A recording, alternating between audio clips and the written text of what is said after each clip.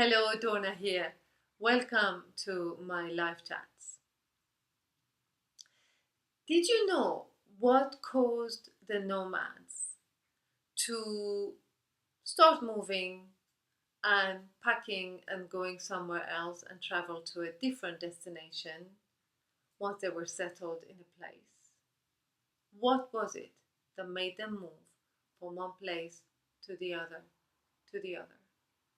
One of the reasons was comfort.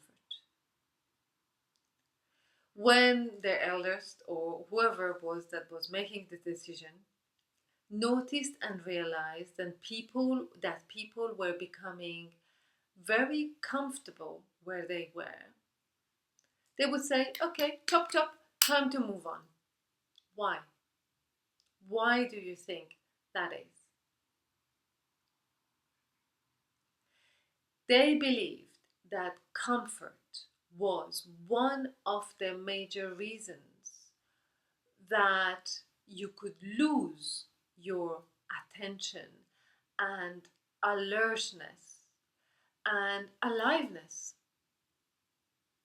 They believed that when people became too comfortable, they would stop hearing and listening to noises that could be dangerous. A tiger moving towards them, for example. But in a nutshell, they believed that comfort and staying in there too long would make you lose presence. What's presence? When you're present, you're totally open. Your senses are sensing. You can hear, you can see. You're really totally in your body, in your senses, here and now. Discomfort was a way for them to access that part. That's actually one of the reasons now, if you hear people talk about going to Peru and seeing the shamans and doing stuff where the shamans tell them to go into the forest in the dark night and go and come back in the morning, i.e., go in a dangerous place and then survive and then come back in the morning. They do it as a way for that sense of fear of survival, that sense of that space. They use that space for the spirit of the people to come back to them, for them to become congruent again, for them to become whole again, for their spirit, their breath, and their body, and all the senses to come together. They believe that that sense of discomfort, that sense of fear, and having to survive is a place where they can rebalance themselves. And comfort can do the opposite. Now, in the West, for example, we live very comfortable lives overall. Comfortable. We do have heating when it's cold, generally speaking. People who are watching these videos, we have heatings. We have when it's too hot and sunny, we have shades. We can come indoors. We have a bed to sleep on. We have a food in the fridge. We are comfortable as a whole. And that comfort has made us kind of scattered in a way.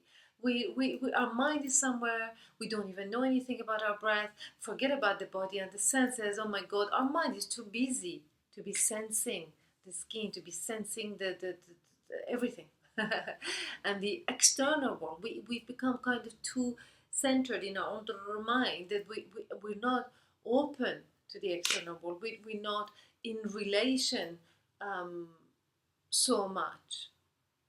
There is basically, and if we are in relation without being totally whole.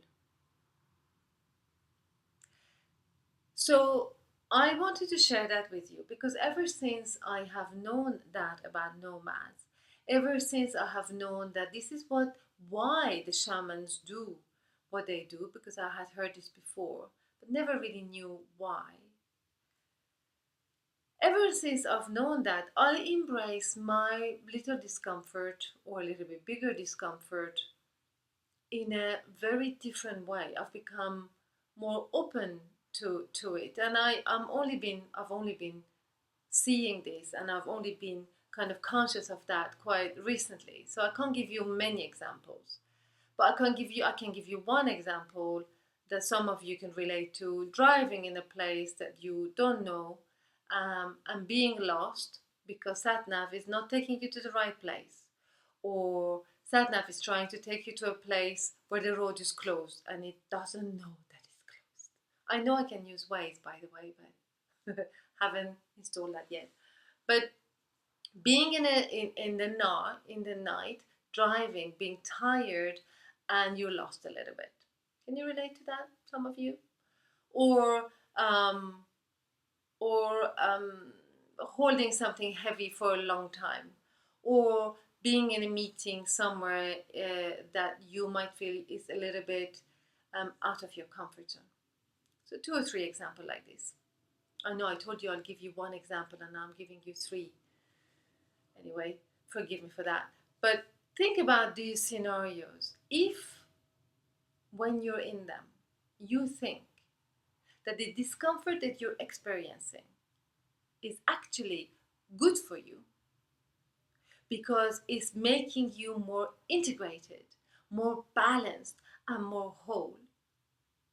If you think that the discomfort that you're experiencing is bringing your spirit and your breath and your mind and your body together, because that sense of discomfort is the key ingredient to put everything together.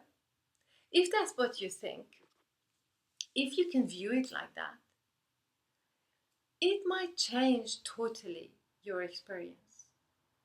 Instead of the discomfort being something that closes you off and think, oh my God, I need to run away from that as soon as possible and go in front of the telly or somewhere in my car and just go, poof, somewhere safe. I say in my car because I was imagining something. And going, poof, this is just a release because I'm now comfortable. It might take you from that place to actually being in that discomfort, but being still open with no need to run away from it. I'm hoping that if I explained it well enough and you can hear it, that next time you're in an uncomfortable place, that you can possibly embrace it more and not try to be, while you're in it, trying not to be in it. I mean, that's the difficulty, isn't it, in life? Wherever we are, whenever we are in a place, and we at the same time not wanting to be there, it's very difficult. It's like we're kind of split.